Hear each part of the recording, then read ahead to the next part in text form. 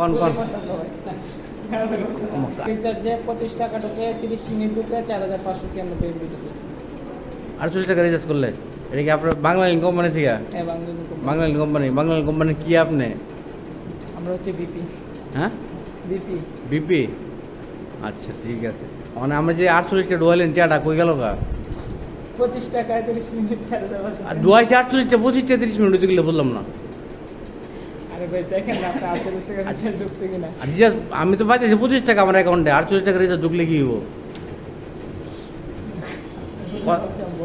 হ্যাঁ, বুঝি না কথাটা। প্যাকেজ বানালে প্যাকেজ বুঝেন না। আমার টাকা লয়ে প্যাকেজ বানাবেন না, কোন কথা হইলো? আমার টাকা তার প্যাকেজ বানান না আপনারা, আমার টাকা প্যাকেজ কিরাম আপনারা টিয়া আমার প্যাকেজ আপনারা হয়েছে এটা?